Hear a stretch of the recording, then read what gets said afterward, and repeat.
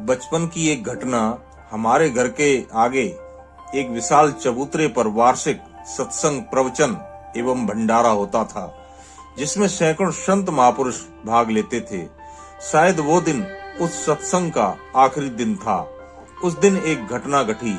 एक संत थे जिनको मैं आज भी नहीं भूल पा रहा। उनका नाम था गरीबदास और वे स्वयं को कबीरदास कहते थे। उनकी पहेली ऐसी होती जिनका उत्तर मुझे आज तक नहीं मिला। उनकी कई पहेलियां मुझे आज भी याद हैं। उनकी एक पहेली थी, एक अचंभा ऐसा देखा, कुआं में लग गई आग, पानी पानी जल गया, कीच की हो गई राख। मैं सोचता कुएं में तो पानी होता है, उसमें आग कैसे लगेगी। उनके प्रश्नों के उत्तर कोई बता पाता, कोई नहीं बता पाता। एक पहेली और थी उनकी, पहले धोई गाय ता पीछे काड़ी धार, बछड़ा तो जाके पेट में माखन हाट बिकाए। गाय का बछड़ा तो अभी गाय के पेट में है और उसका माखन बाजार में बिक रहा है। कबीर की गहराई का पता कोई कबीर ही लगा सकता है और उनके अलावा कोई कबीर था ही नहीं। एक पहेली और थी उनकी, कबीरदास की उल्टी बानी, बरसे कंबल भीगे पानी। कंबल बरस रहा है और पानी भीग रहा है। अद्भुत कबीर थे।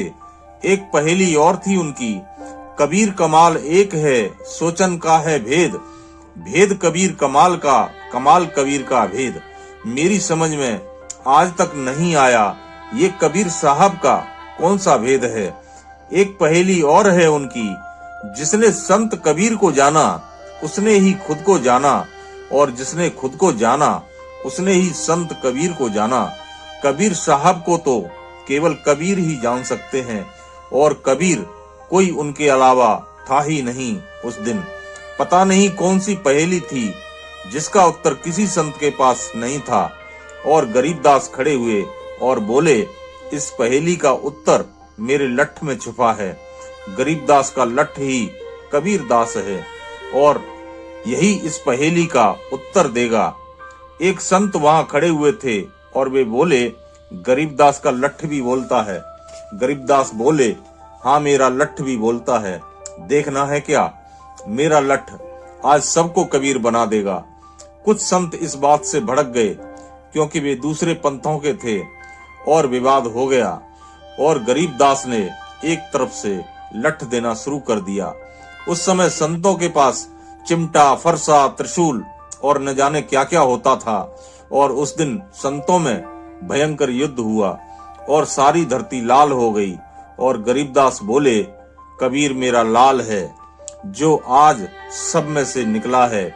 मैंने अपना कबीर निकाल लिया, अब आप जा सकते हो। उस दिन का सत्संग आखिरी था। उसके बाद आज तक वहां कोई सत्संग नहीं हुआ। कबीर को जरूर सुने और समझे, कबीरदास पूर्ण ब्रह्म है, तभी तो उनको सतगुरु कबीर कहा जाता है। कबीरदास जीने की कला सिखाते हैं। कबीरदास चींटी के पैर में घुंघरू बांधकर नृत्य करा सकते हैं। कबीरदास उल्टी गंगा बहा सकते हैं।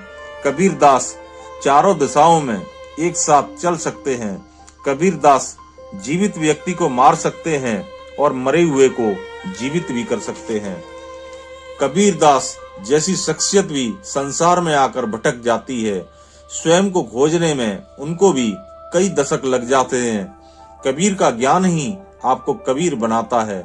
जय सतगुरु कबीर, जय सच्चिदानंद।